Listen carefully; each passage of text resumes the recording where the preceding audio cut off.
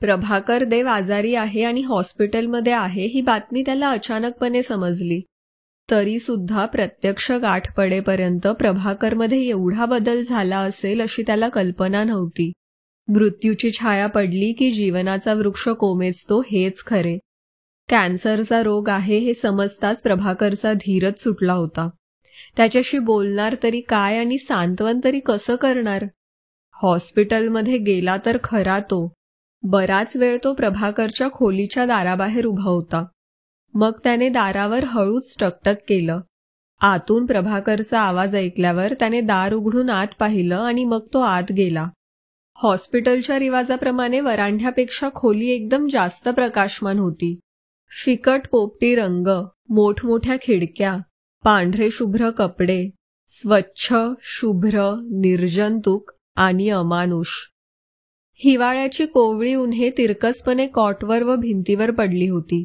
त्या सर्व पांढऱ्या सागरात प्रभाकरचा देह जवळजवळ अदृश्य झाला होता. मुळातच त्याची शरीरयष्टी काही भव्य नव्हती. तरी सुद्धा त्याला पाहताच प्रभाकरच्या मुद्रेवर क्षीण हास्य उमटलं आणि मावळलं. तो त्याच्या कॉटवर जाऊन बसला. त्याने प्रभाकरचा हात हाती घेतला. प्रभ्या, आय एम सॉरी. आजच मला कळालं. प्रभाकरने मूकपणे केवळ मान हलवली. गेली 3 आठवडे मी टूरवर होतो. काल रात्रीच परत आलो. एवढ्यात काय रे, माझा तर विश्वासच बसेना. एकदम झालं तरी काय? बरेच दिवस पोटदुखीची तक्रार होती माझी. अल्सर वगैरे असेल अशी सुरुवातीच समजूत होती. मागच्या आठवड्यात ऑपरेशनसाठी डॉक्टरांनी पाहिलं आणि त्यांना हे दिसलं. काही उपाय नाही. पण आधी समजलं असतं तर काही होण्यासारखं होतं का? तेवढी तरी मेहरबानी आहे. असं काही जर मला कळालं असतं तर माझं मन मी ताब्यात ठेवूच शकलो नसतो. असल्या केसेस जवळजवळ 95% फेलच असतात. I am really sorry Prabhakar. काय करू मी? काय करणार तुम्ही सारे? मीच माझं मन तयार करायला पाहिजे. पण एवढ्यात जावत नाही रे. किती स्वप्न होती माझी. प्रभाकरने आवेग न आवरून भिंतीकडे तोंड फिरवलं. त्याच्या हुंदक्यांनी त्याचं सारं शरीर हादरत होतं. प्रभाकरच्या पाठीवर त्याने फक्त हात ठेवला आणि आपली मूक सहानुभूती दाखवली. जास्त काही करणं किंवा बोलणं शक्य नव्हतं. त्या दिवसापासून रोज संध्याकाळी 2.5-3 तास प्रभाकरकडे बसण्याचा त्याने जणू नियमच केला. त्याला एवढं तरी समाधान मिळालं की हळूहळू त्याच्या सहवासाने प्रभाकरच्या मनाचा कोंडमारा कमी झाला. विरहाची असह्य भावना मन हळूहळू स्वीकारू लागलं. जगाला सोडण्याची त्याच्या मनाची हळूहळू तयारी होऊ लागली. डॉक्टरांनी त्याला हे सांगायला हवं होतं की नको यावर त्यांची एकदा चर्चा झाली. प्रभाकर म्हणाला, माझ्या घरात मीच करत आहे. आईला, धाकट्या बहिणीला, धाकट्या भावाला काय कळणार यातलं? याबद्दल मी त्यांचे आता आभारच मानतो. मला फसवण्याने त्यांना काय मिळालं असतं? आणि मला भेटायला येणाऱ्या लोकांच्या मनावर दरवेळी केवढा ताण पडला असता. आता गोष्टी सूर्यप्रकाशा इतक्या स्पष्ट आहेत. भेटीच्या वेळी वाईट वाटलं तरी त्यात लपवाछपवी नाही, खोटी आश्वासनं नाही. त्याला समाधान वाटलं. रोजच्या त्याच्या भेटीने प्रभाकरचे संध्याकाळचे काही तास तरी समाधानात गेले. कारण त्याने प्रभाकरशी बोलताना विषयावर कसलंही बंधन ठेवलं नव्हतं. शेवटचे दिवस, त्यात काय कमी आणि काय जास्ती. पण या शेवटच्या काही दिवसात दोघं जन्मात आले नव्हते इतके एकमेकांजवळ आले. तसं पाहिलं तर दोघांचे स्वभाव फार भिन्न भिन्न प्रवृत्तीचे होते. प्रभाकर प्रथमपासून रसिक, कलाप्रेमी आणि स्वप्नाळू वृत्तीचा. त्याचे वावरणे 2 जगात असायचे. बाहेरच्या जगाची प्रतिमा त्याच्या मनावर एखाद्या भिंगातून आल्यासारखी वेगळी पडायची. या दोन्ही जगाच्या समांतर रेषांवर त्याचं आयुष्य चाललं होतं. या उलट त्याच्या मित्राचा स्वभाव वास्तविक स्पष्ट वक्तेपणाचा ठोक असा होता. त्यामुळे त्याच्या सोबतीत प्रभाकर आजवर आपलं मन पूर्णपणे मोकळं करून बोलायला जरा कचरत असे. पण मृत्यूला तोंड द्यायला त्याच्या मनाची तयारी झाल्यानंतर हे किरकोळ भेद कुठून राहणार? तो केवळ हो किंवा नाही एवढं म्हणून प्रभाकरच्या बोलण्याचा ओघ चालू ठेवत असे. पुष्कळ वेळा त्याला वाटे, प्रभाकरच्या ध्यानातही नाही की आपण त्याच्याजवळ बसलेलो आहोत. प्रभाकरच्या बोलण्यातले विषय इतके औचित्यपणे बदलत की प्रभाकर बरोबर आपले मन ठेवायला त्याला कधी कधी प्रयास पडत असत. गेलं गेलं, आता सारं आयुष्य संपलं. चुका दुरुस्त करायला आता वेळ नाही. या डावात एकच संधी मिळते. त्यावेळी का कोणी सांगणार आहे, बाबा हा मार्ग पुढे बंद आहे, तिकडे जाऊ नकोस. एकदा वाटतं बरं झालं लग्न नाही केलं. बिचारी जी कोणी आली असती तिने काय काय करायचं. पण मग वाटतं त्यामुळे मला पण संसार सुख कशाला म्हणतात ते कळलं देखील नाही. देवा, काय पाप केलं होतं मी की मला. कपाळावर आलेल्या बटांतून त्याच्याकडे पाहणारे प्रभाकरचे डोळे त्याच्या ध्यानात कायम राहणार होते. कधी त्यात अतृप्ती असे, कधी जगावरचा राग असे, कधी ते डोळे अंतर्मनाकडे वळलेले असत, पण केव्हाही निश्चल नसत. त्यामध्ये काही ना काही भाव तरळत असायचा. किती जरी मनाचं समाधान करायचा प्रयत्न केला ना तरी जमत नाही रे. कसं जमणार. फक्त 27 वर्षांचा आहे आज मी. सगळं आयुष्य माझ्या समोर होतं. केवढी स्वप्न रचली होती मी.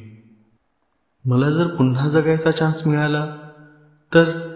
तंतुवाद्याची मला किती आवड आहे.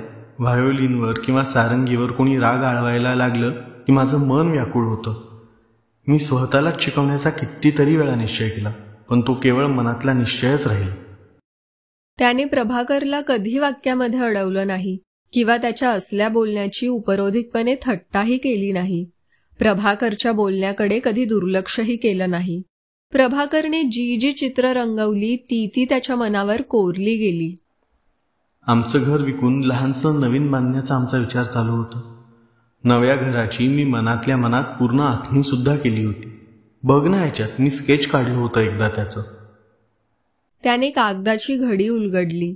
प्रभाकरने आपल्या कुवतीप्रमाणे कागदावर एक लहानशा बंगल्याचं चित्र काढलं होतं. चित्रकलेच्या तंत्राचा जरी त्यात अभाव होता तरी त्याने त्यावर इतके परिश्रम घेतले होते की शेवटी चित्र चांगलंच बोलकं झालं होतं. हिरव्यागार कंपाऊंडमध्ये लहानसा पांढरा शुभ्र बंगला उभा होता. मागच्या बाजूस एक उंच सुरूचे व दुसरे पसरट सोनचाफ्याचे अशी झाडे होती. सर्व बंगला जमिनीपासून 8-9 फुटांवर बांधला होता आणि पुढच्या भागाला मोठ्या मोठ्या पायऱ्या होत्या. त्या चढून गेल्यावर प्रशस्त वरांढा होता आणि दोन्ही बाजूला खोल्या होत्या. रंगसंगती आणि प्रमाण इतकं अवर्णनीय होतं की कागदावरून उठून चित्र अगदी हलतं बोलतं झाल्यासारखं वाटे. कितीतरी वेळ तो त्या चित्राकडे पाहत होता. मग त्याने अलगद घडी करून तो कागद परत प्रभाकरच्या उशीखाली ठेवला. किती डोलारे बांधतो माणूस स्वप्नांचे, पण सारे हवेत विरघळून जातात. माझ्या डोळ्यांसमोर माझं घर उभं राहायचं. मी कामावरून घरी आलो की पत्नी मला भेटायला दाराशी येईल. फिक्कट निळ्या किंवा हिरव्या रंगाच्या पातळात येईल. मुलं शाळेतनं घरी आलेली असतील. ती बागेत झोपाळ्यावर किंवा घसरगुंडीवर खेळत असतील. प्रभाकरच्याने पुढे बोलवेना. त्याची अशी अवस्था झाली की प्रभाकर पाठ फिरवून भिंतीकडे तोंड करी व डोक्यावरून चादर ओढून घेई. पुष्कळ वेळा प्रभाकरचा निरोप न घेताच तो हलकेच निघून जाई. पण रोजच्या वर्णनामुळे त्यालाही आपण प्रभाकरच्या स्वप्नात सहभागी आहोत असं वाटायला लागलं. कारण स्वतःच्या घराबद्दलचं, पत्नीबद्दलचं, मुलाबद्दलचं प्रभाकरचं स्वप्न म्हणजे एखाद्या मासिकातल्या कादंबरीसारखं होतं. त्यात नित्य नवी भर पडत होती. पण त्यामुळे मूळचा भाग विकृत न होता त्यात आणखी विविधतेची आणि रेखीवपणाची झाक येत होती. प्रत्येकच माणूस आपल्या भवितव्याबद्दल मनोरे बांधतो, हो की नाही? त्याच्या मनोरात काही ना काही अंशांनी तरी साकार होतात. बाकीचा भाग तो विसरून जाऊ शकतो. मी कसा विसरू? पण प्रभाकरच्या स्वरातला हा कटुपणा दिवसेंदिवस कमी होत चालला होता. कधी कधी तर तो बोलण्यात इतका रंगून जाई की स्वतःचा आजार, नजीकचा भविष्यकाळ या साऱ्यांचा त्याला क्षणमात्र विसर पडे. मला टेकडीजवळ राहायला आवडतं. बाहेर पडलं की अर्ध्या पाव मैलाच्या आत टेकडी असावी. माणसाला मनात आलं की लागलीच या रोजच्या जगाच्या वर चढता आलं पाहिजे. मला घरात फिकट पोपटी रंग आवडतो. हिरवा रंग निसर्गाचा रंग आहे. हिरवळीतूनच माणसाचा जन्म झाला. जमलं असतं ना तर रेडिओ, फोनो, वाद्य, गायन याकरता मी वेगळी खोली अगदी कटाक्षाने ठेवली असती, शुभ्र रंगाची. संगीत म्हणजे रेखा आहेत, वायुरेखा. त्यांना अगदी शुभ्र, पवित्र, मोकळी जागा पाहिजे. घराबाहेर लहानसं का होईना पण एक कारंजं बसवलं असतं. वाहतं पाणी ही निसर्गाची खूण आहे. आपण वाहत्या पाण्याजवळ गेलो की निसर्गाजवळ जातो. तुला असं नको वाटू देऊ की या गोष्टी करायला भव्य प्रांगणं, भव्य प्रासाद, विपुल पैसा पाहिजे. अरे, साधा माणूस सुद्धा आपल्या अगदी लहानशा घरात या सर्व गोष्टी करू शकेल. पण त्यामागे तीव्र इच्छा पाहिजे, एकसारखा विचार पाहिजे. माझ्यावर जर खरोखरीच भावी सहचरणी पसंत करायचा प्रसंग आला असता तर मी बाह्य रूपाला एकंदरीत जरा कमीच महत्त्व दिलं असतं. अरे, बाहेरचं रूप म्हणजे एक चौकट आहे, एक दिव्याचा सांगाडा आहे. त्यात सात्विक चित्र पाहिजे, निर्मल ज्योत पाहिजे. सर्व जगावर प्रेम करणारी, हसतमुख, निकोप प्रकृतीची.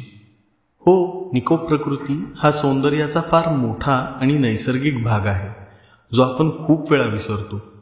अशी पत्नी मला हवी होती. या सर्व कुंदनात माझी मुलं रत्नासारखी चमकली असती. कारण रत्न म्हणजे तरी मुळात ओबडधोबड, न ओळखता येणारे दगडच असतात. त्यांनाच कलावंत पैलू पाडून तेज आणतो, जीवन आणतो. वेगवेगळ्या वेळी जरी प्रभाकर या गोष्टी बोलला तरी त्याच्या मित्राच्या मनात त्याची बरोबर संगती लागली. संदर्भासाठी त्याला कधी आठवणींची कपाटं शोधावी लागली नाहीत. इतका तो त्या प्रभाकरच्या चाळ्यात एकरूप झाला होता. नोव्हेंबरच्या महिन्यात दिवाळी झाल्यावर पृथ्वीच्या दिवसाचं राज्य ओहोटीस लागलं आणि थंडीचं रात्रीचं राज्य वाढू लागलं. थंडीचे दिवस. साऱ्या जीवनाला यावेळी जगण्यासाठी धडपड करावी लागते. त्यावेळी प्रभाकरच्या जीवनाची कमी कमी होत आलेली ज्योत मालवली गेली. 17 नोव्हेंबर. त्या पानावर त्याने आपल्या डायरीत एक मोठी लाल फुली मारून ठेवली. प्रभाकरची आठवण म्हणून त्याने त्याच्या उशीखालचा आजवर खूप हाताळलेला घराच्या चित्राचा कागद मात्र आपल्याजवळ ठेवला. आयुष्यात ताटातुटी नेहमीच होत असतात. काही तात्पुरत्या असतात आणि काही कायमच्या असतात. पण प्रभाकरच्या बाबतीत त्याच्या मनावर फारच परिणाम झाला. माणूस जायची वेळ आली म्हणजे जातो, मग त्याची इच्छा असो वा नसो, पण त्याला असा खेचून नेला की त्याचे पाश मागे राहतात. ते पाश त्याला कधीकधी प्रभाकरकडे ओढून नेत आहेत असं वाटे. पण सर्वांवर प्रभावी औषध काळ. याही नव्या विरहाच्या वेदना काही दिवसांनी जुन्या झाल्या, आठवणीत जमा झाल्या. प्रभाकरसाठी बंद केलेले संध्याकाळचे व्यवहार त्याने परत सुरू केले. संध्याकाळचं टेनिस, त्यानंतर क्लबमध्ये पत्ते, एखाद्या शनिवारी म्युझिक सर्कलचा प्रोग्राम, एखाद्या रविवारी ऑफिस ग्रुपबरोबर पिकनिक, सारं काही पूर्ववत सुरू झालं. समाजात माणूस मिसळला की त्याची एकटेपणाची सुख दुःख सर्वांच्यात मिसळून त्यांचा प्रभाव कमी होतो. प्रभाकरच्या वर्षश्राद्धाच्या दिवशी त्याचा धाकटा भाऊ त्याला बोलावणे करायला आला. त्यावेळी त्याला केवढा धक्का बसला.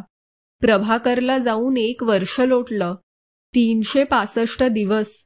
माणसाच्या इच्छा, विचार, भावना सारं बोथट करण्याचं काळामध्ये केवढं सामर्थ्य आहे याची खरी प्रचिती त्याला त्या दिवशी आली. प्रत्यक्ष प्रभाकरचा फोटो पाहीपर्यंत त्याला खरं दुःख सुद्धा झालं नाही. पण केसांच्या बटातून जगाकडे मोठ्या आशेने आणि आत्मविश्वासाने पाहणारे डोळे त्याच्या समोर येताच सारं काही त्याच्या डोळ्यासमोर उभं राहिलं आणि प्रभाकरची तीव्र आठवण येऊन त्याला अगदी भडभडून आलं. पण तो दिवस गेला आणि ती आठवणही सागरावरच्या लाटेसारखी हेलकावा देऊन त्याच्यामागे गडप झाली. त्याच्या आयुष्यातून प्रभाकर हळूहळू लुप्त झाला. दुसऱ्या वर्षानंतर त्याने आपली प्रभाकरच्या घरची दर 15-20 दिवसांवरची खेपही बंद केली. मधून मधून त्याच्या मित्रामध्ये किंवा इतरत्र त्याचा कुठे उल्लेख येई इतकंच. जवळची वस्तू जवळ असताना स्पष्ट व रेखीव दिसते, पण दूर दूर जाताच हळूहळू पार्श्वभूमीत विलीन होऊन जाते, एखाद्या ठिपक्याप्रमाणे होते. त्याचप्रमाणे प्रभाकर हा त्याच्या आयुष्याच्या पार्श्वभूमीचा एक सामान्य घटक बनून गेला. कठीण कामाने स्वतःच्या गुणांनी चढत चढत तो ब्रँच मॅनेजर झाला होता. मूळच्या व्यक्तिमत्वाला जबाबदारी आणि योग्यता यांची जोड मिळून ते आता द्विगुणित झाले होते. अजूनही त्याच्या मागचं टुरिंग संपलं नव्हतं, पण आता तो आपली वेळ, प्रदेश आणि सीझन स्वतः ठरवू शकत होता. दक्षिण भागाचा दौरा आटपून तो साताऱ्याहून परत येत होता. त्या बाजूला बरेच दिवसांनी गेल्यामुळे बाहेर खूप बदल झालेले दिसत होते आणि त्याची चौकस नजर सारखी सगळीकडे फिरत होती. गेल्या काही दिवसात इकडे नव्या कॉलनीज बसवल्या गेल्या होत्या आणि त्यात विविध प्रकारची घरं बांधलेली होती. घराच्या रूपावरून माणसाचा स्वभाव सुद्धा समजण्यासारखा होता, इतकी ती वेगवेगळ्या धर्तीची होती. त्याने पुढे नेलेली गाडी थांबवली. एवढ्यात मागे गेलेलं एक लहानसं घर त्याच्या डोळ्यासमोर एकदम एखाद्या संकेतासारखं चमकून गेलं होतं. त्याने गाडी हळूहळू मागे आणली आणि त्या कंपाऊंड समोर उभी केली. मळकट हिरव्या हेजमध्ये हिरवगार कंपाऊंड होतं आणि त्यात अगदी मागे पांढरा शुभ्र लहानसा बंगला होता. मागच्या बाजूला 2 झाडं होती. एक खूप उंच आणि दुसरं बसकं आणि पसरट. कितीतरी वेळ तो त्या घराकडे पाहत होता. त्याच्या ध्यानात बराच वेळ येईना की हे घर आपण कुठे पाहिलं आहे. गेटवरचा नंबर ध्यानात बराच वेळ येईना. गेटवरचा नंबर ध्यानात ठेवून त्याने गाडी पुढे चालू केली आणि तो ऑफिसमध्ये आला. रोजची सर्व कामं पाहून झाल्यावर मग त्याने ऑफिस सोडलं आणि आपलं घर गाठलं. शॉवर वगैरे झाल्यावर चहाचा ट्रे समोर घेऊन त्याने आपल्या मनातील शंकेला जागा करून दिली. रोजचे व्यवहार पुरे होईपर्यंत त्याच्या शिस्तबद्ध मनाने हे इतर विचार पार आत दाबून ठेवले होते. ते घर आपण कुठे पाहिलं असावं याचा त्याने विचार सुरू केला. त्याच्या मनात अशी भावना होती की तिथे आपलं कोणीतरी स्नेही राहत आहे. त्याने आपले जवळचे मित्र मनात आणले, पण त्यापैकी कोणीही त्या बाजूला राहत नव्हतं. आपल्या ओळखी हळूहळू त्याने मागे नेल्या आणि शेवटी त्याला उत्तर सापडलं, प्रभाकर देव. हातातला कप त्याने चटदिशी ट्रेवर ठेवला आणि तो उठला. वरच्या मजल्यावर जुन्या कागदाचे व्यवस्थित गठ्ठे बांधून ठेवले होते. त्यातून त्याने मागच्या डायऱ्या काढल्या.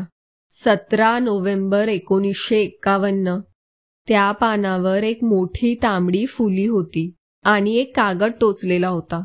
तो त्याने उघडून पाहिला.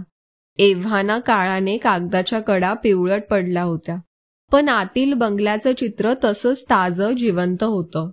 डायरी व कागद त्याने टेबलाच्या खणात ठेवलं आणि बाकीचे कागद बांधून त्याने जागेवर ठेवून दिले आणि तो सोफ्यावर शांतपणे बसला. या गोष्टीला जरा खोल विचाराचे जरुरी आहे हे त्याने ओळखलं, कारण 11 वर्षांपूर्वी प्रभाकरने ते चित्र काढलं होतं. त्यानंतर लागलीच तो हे जग सोडून गेला होता आणि त्याच्या माहितीप्रमाणे प्रभाकरने तो चित्राचा कागद त्याच्याशिवाय कोणालाही दाखवला नव्हता. शिवाय कॉलनीचा हा भाग गेल्या 3-4 वर्षातच बांधला गेला होता. त्यामुळे प्रभाकरने कधी चुकून तो बंगला पाहून त्यामुळे तो त्याच्या ध्यानात नकळत राहिला असणं अशक्य होतं, कारण त्यावेळी तो बंगलाच अस्तित्वात नव्हता. म्हणूनच प्रत्येक गोष्टीचा सावकाशपणे व सगळ्या बाजूने नीट विचार करण्याची आवश्यकता त्याच्या मनाला पुन्हा एकदा पटली. मघाशी लक्षात ठेवलेला रस्त्यावरच्या प्लॉटचा नंबर त्याने त्या बंगल्याच्या चित्राखाली लिहून ठेवला. दुसऱ्या दिवशी ऑफिसच्या लंच ब्रेकच्या वेळी त्याने मुद्दाम गाडी त्या बाजूने गावाबाहेर काढली. त्या रस्त्यावरून जाताना त्याच्या जवळच फ्रंट सीटवर प्रभाकरचं चित्र उघडं ठेवलेलं होतं. 5 मैल वेगाने गाडी जात असताना दृष्टीला जेवढं तारतम्य असू शकतं तेवढ्या प्रमाणात त्याची खात्री झाली की दोन्ही बंगले एकच आहेत. काल आपल्या नजरेची काही चूक झाली नव्हती. परत आल्यावर त्या दिवशीही त्याला ऑफिसच्या कामामध्ये अगदी कटाक्षाने लक्ष घालावं लागलं. त्याचं मन एखाद्या स्वैर पाखरासारखं वेगवेगळ्या दिशांना विचार करत भटकत होतं. योगायोगाला निसर्गाच्या अथांग काळात अवश्य स्थान आहे, पण मानवी आयुष्याच्या लहानशा कालखंडात योगायोग इतके अशक्य कोटीतले असतात की कोणत्याही घटनेचं योगायोग म्हणून स्पष्टीकरण ही शेवटची पायरी आहे, असा त्याने विचार केला. दृष्टीला दिसतं त्यापेक्षा या ठिकाणी आणखी काही असावं अशी त्याला एक शंका येऊ लागली होती. पण तिचं निराकरण कसं करायचं? जिथे कोण राहतं याचा पत्ता नाही, त्या ठिकाणी कोणत्या निमित्ताने प्रवेश करायचा? कोणी भेटेल त्याला काय सांगायचं? काहीतरी सबबीवर काम भागवून न्यायचा धाडशीपणा आता मागे राहिला होता. पण एक दिवस जाऊ लागला तसा त्याचा अस्वस्थपणा वाढत चालला, कारण तो विषय त्याच्या मनात कायमचा घर करून राहिला होता. त्याला हवी होती ती माहिती काढायला त्याच्या सेक्रेटरीला 2 दिवस लागले. पण तिसऱ्या दिवशी त्या बंगल्यात राहणाऱ्या व्यक्तीची पूर्ण माहिती त्याच्या टेबलावर एका कागदावर लिहिलेली त्याच्या पुढे होती. वसंत शंकर राजहंस, वय सुमारे 35, शिक्षण इंजिनिअरिंग ग्रॅज्युएट, व्यवसाय इंजिनिअरिंग अँड टेक्निकल कन्सल्टंट, वार्षिक प्राप्ती अदमासे 15,000 रुपये, धंद्यात चोखपणाची आणि कौशल्याची प्रसिद्धी, लग्न 1954 साली झालं, 2 मुलं आणि 1 मुलगी. त्याखाली ऑफिसचा आणि घरचा टेलिफोन नंबर दिला होता. शनिवार दुपारी ऑफिस लवकर बंद झाल्यावर त्याने गाडी काढली. शेवटपर्यंत काहीही नक्की असं न ठरवता आल्यामुळे आयत्या वेळी काय सुचेल ते करायचं, पण आता जास्त थांबायचं नाही असं त्याने ठरवलं होतं. हिरव्यागार हिरवळीनंतर मागच्या बाजूला तो बसका बंगला अगदी उठून दिसत होता. समोरचा एक लहानसा हौद होता आणि त्यात लहानसं कारंजं उडत होतं. त्यामागे बंगल्याच्या मोठ्या पायऱ्यावरून माणसाची नजर प्रथम प्रशस्त वरांढ्यात आणि मग दोन्ही बाजूच्या 2 खोल्यांकडे जात होती. या जागेवरून मागल्या पारिजातकाचा फक्त पसरट शेंडा आणि सुरूची उंच हिरवी ज्योत दिसत होती. चुकीला जागा नव्हती. हाच तो चित्रातला बंगला. फाटक उघडून त्याने आत पाय टाकला. वेड्या वाकड्या दगडांची वाट कारंजाला वळसा घालून सरळ पायऱ्यांकडे गेली होती. त्या वाटेने तो हळूहळू चालत गेला. कधीही कल्पनेच्या भराऱ्या न मारणाऱ्या त्याच्या भूमिबद्ध मनाला क्षणभरच मात्र एखाद्या देवळात चालले असल्यासारखा भास झाला. कारंजाला वळसा घालून तो वरांढ्याजवळ आला. समोरची 2ही दारं बंद होती. त्यापैकी एका दारावर घंटा होती. त्यावर त्याने बोट ठेवलं. लहान पावलांचा पळण्याचा आवाज आला आणि दार उघडलं. 7-8 वर्षांचा मुलगा मोठ्या उत्सुक नजरेने त्याच्याकडे पाहत होता. काय रे, आहेत का बाबा घरात? आतून एका स्त्रीचा आवाज आला. गिरी, बसायला सांग त्यांना, म्हणावं बाबा येतायत एवढ्यात. त्या मुलाच्या डोळ्यात हसू चमकलं. या ना आत, बसा ना खुर्चीवर, बाबांना बोलवतो. त्याने खोलीत पाय टाकला. मंद पोपटी रंग दुपारच्या उन्हाने चांगला उठून दिसत होता. खोलीत फर्निचरचे अगदी मोजकेच पण अद्ययावत नग होते. मिनिटभरात आतून नॅपकिनला हात पुसत 35च्या सुमाराचे एक गृहस्थ बाहेर आले. लाईट फ्लॅनेलची पॅन्ट आणि वर सैल टी शर्ट असा त्यांचा वेश होता. तो उठला व त्याने आपलं कार्ड त्याच्या हातात दिलं. त्यांनी ते वाचलं आणि जवळच्या टेबलावर ठेवून दिलं आणि त्याच्याकडे प्रश्नार्थक नजरेने पाहिलं. त्याची नजर त्या गृहस्थावरून खोलीभर मुलाकडे सारखी फिरत होती आणि त्याचा मेंदू आता काय सांगावं याचा भरधाव वेगाने विचार करत होता. मी इथल्या ब्रँचचा मॅनेजर आहे. आमचा मुख्य धंदा जरी कमिशन एजन्सीचा असला तरी आमच्या खास मोठ्या ग्राहकांसाठी आम्ही इतरही कामं घेतो. जरा वेळ थांबून तो पुढे म्हणाला. घरगुती अप्लायन्सेसचे एक मोठे इम्पोर्टर आमचे अशील आहेत. त्यांना जाहिरातीसाठी फोटोजच्या काही सिरीज पाहिजे आहेत. आपल्या बोलण्यावर त्याचा कितपत विश्वास बसत आहे आणि कितपत परिणाम होत आहे याची त्याला शंका वाटू लागली. त्याला स्वतःला सुद्धा हे जरा ओढून ताणून आणलेलं आहे असं वाटू लागलं. पण एकदा उडी घेतली आहे तर पुरं करायचं या हेतूने त्याने आपलं भाषण तसंच रेटत पुरं केलं. त्यांच्या काही शॉट्सच्या पार्श्वभूमीसाठी म्हणून आम्हाला आपला बंगला वापरायची परवानगी मिळेल का? ही माझी बरेच वेळा जायची यायची वाट आहे आणि ऑफिसमध्ये ही स्कीम आल्यापासून मी या प्रकारच्या जागा आणि माणसं सारखी शोधत आहे. अर्थात स्टुडिओत आमची सोय होईल, पण त्यात नैसर्गिकपणा आणि वास्तविकपणा येणार नाही अशी माझी समजूत आहे. एकदम आपल्याकडे येऊन अशी मागणी करण्याचं मी खरोखरच धाडसच करत आहे, पण आपण खुशाल मला नाही म्हणू शकता. तो थांबला. तुमचं म्हणणं काय आहे? माझ्या घराचे काही फोटो घ्यायचे आहेत तुम्हाला? बाहेरून मी पाहिलं तेव्हा मलाही तसंच वाटलं होतं, पण मी आतील आत्ता जे काही थोडेसे पाहिले आहे त्यावरून आपली जर तयारी असेल तर आतले शॉट सुद्धा आम्हाला येथे घेता येतील. घराबद्दल मी आपल्याला कॉम्प्लिमेंट्स देतो. मुलाकडे वळून ते म्हणाले. गिरी, आईला म्हणावं जरा बाहेर ये. गिरी धावत धावत आत गेला आणि त्याच्या मागोमाग त्याची आई बाहेर आली. कार्ड वाचून त्यांनी त्याची ओळख करून दिली. त्यांच्या पत्नीच्या चेहऱ्यावर खरोखरच प्रसन्नता आली. त्याची कल्पना त्यांनी आपल्या पत्नीला समजावून सांगितली. तिच्या मुद्रेवर हसू किती चटदिशी फुटलं. पण फोटो बिटोत मी नाही बाई येणार. सर्वजण मोठ्याने हसले. तो म्हणाला, आला असतात तर आम्हाला आनंदच झाला असता, पण आपली हरकत असेल तर आमचं काही म्हणणं नाही.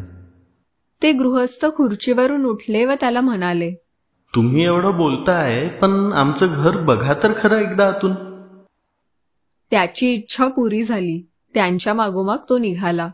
वरांढ्यात समोरच्या 2 खोल्यांपैकी एक कॉमन सिटिंग रूम होती आणि दुसरी बायकांसाठी होती. त्याच्या मागे स्वयंपाकघर आणि जेवणाची खोली होती.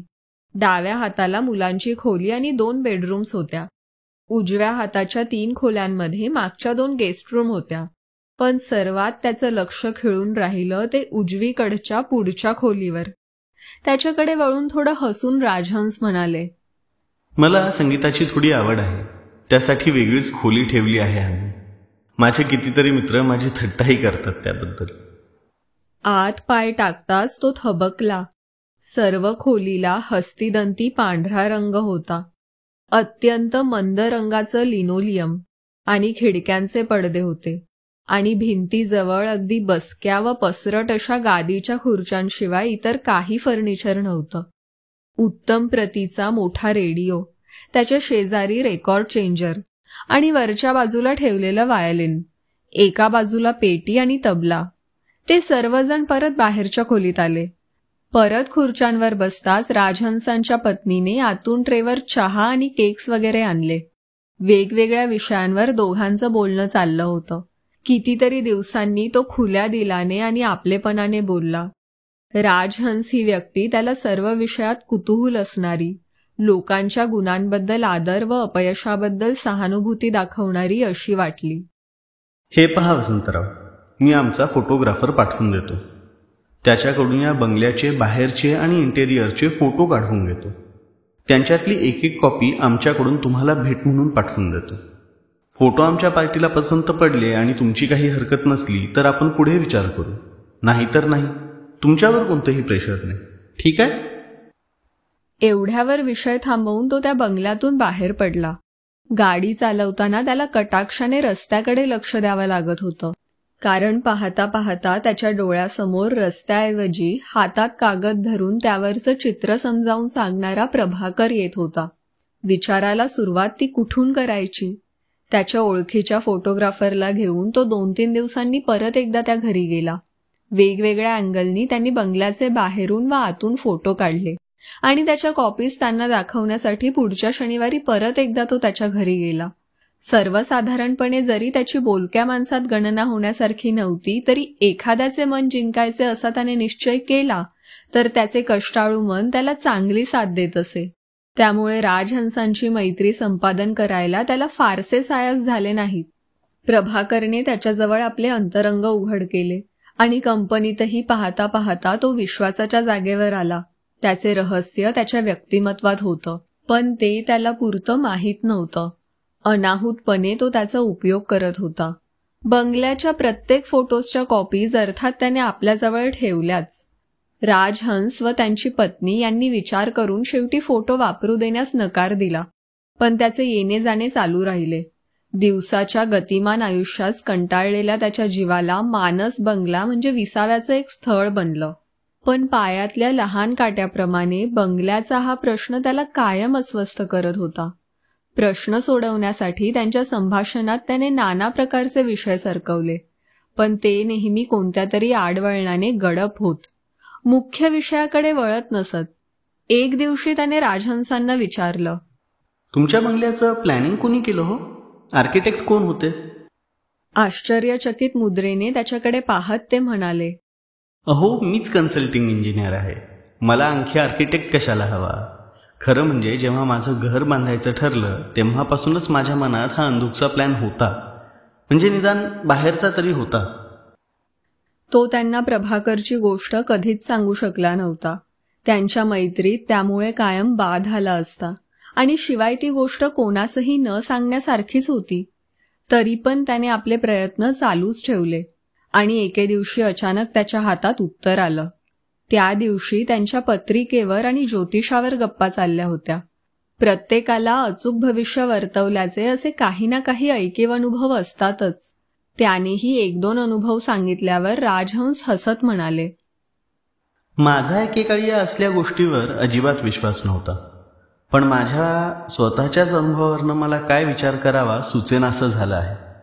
या बाबतीत माझ्या हस्तसामुद्रिकावरून आणि पत्रिकेवरून मला कितीतरी लोकांनी सांगितलं होतं की वयाच्या 22-23व्या वर्षी मला फार मोठा शारीरिक आजार होणार आहे.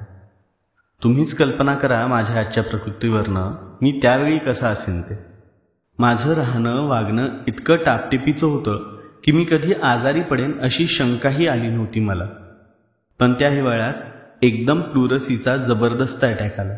दुपारी मित्रांसोबत पोहणे वगैरे काहीतरी कमी जास्त झालं असेल, पण मी इतका अत्यवस्थ झालो होतो की माझी आशाच सोडली होती. त्यांची पत्नी मध्येच म्हणाली, कशाला पुन्हा पुन्हा सांगता सारं, मला कसं तरीच होतं ऐकताना. त्यांना ऐकू दे तर खरं एकदा. तर मग त्या रात्री अगदी टर्निंग पॉइंट होता. मी अक्षरशः लास्ट स्टेजवर होतो. मी शेवटपर्यंत शुद्धीवर होतो, पण घरचे लोक सांगतात की कितीतरी वेळ मी बेशुद्ध पडलो होतो. आत माझ्या मनाला त्यावेळी त्या गोष्टी अगदी 100% सत्य वाटत होत्या. किंचित ग्लानीत असतानाच मला काहीतरी बदल झाल्याचा भास झाला. मी डोळे उघडून पाहिलं तर मी अत्यंत विस्तीर्ण अशा पांढऱ्या शुभ्र मैदानावर उभा होतो. खाली वर आकाश पृथ्वी हालचाल या शब्दांना तिथे अर्थच उरला नव्हता. मी फक्त त्या पठारावर उभा होतो. माझ्या मनाला 2च गोष्टी जाणवल्या. एक अत्यंत थंडीची भावना आणि त्याहीपेक्षा भयंकर अशी दुसरी पूर्णपणे एकटेपणाची भावना. हा एकटेपणा माझ्या जिव्हारी पोहोचला होता. त्याचं मी वर्णन कसं करू. माझ्या आसपास काही नव्हतं. आवाज नाही, हालचाल नाही, जीवन नाही. हात जर नरक असेल तर मी भानावर होतो याची खात्री म्हणजे त्यावेळीही मला माझ्या गंभीर आजाराची जाणीव होती आणि कदाचित आपण इहलोक सोडलाही असेल अशी कल्पनाही माझ्या मनाला चाटून गेली. ते काही असो, मी तिथे केवळ अस्तित्वात होतो, एखाद्या शुभ्र कागदावर ठेवलेल्या पेन्सिलीच्या ठिपक्यासारखं.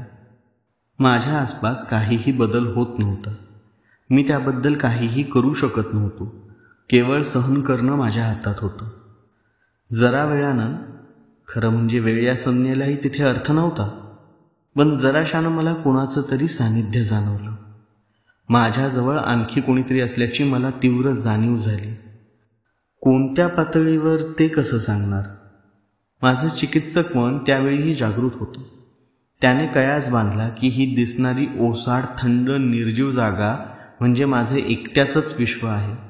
त्यात मीच सर्वत्र भरून राहिलो आहे आणि आता माझ्या जवळपास आणखी कोणीतरी येत आहे, आलं आहे.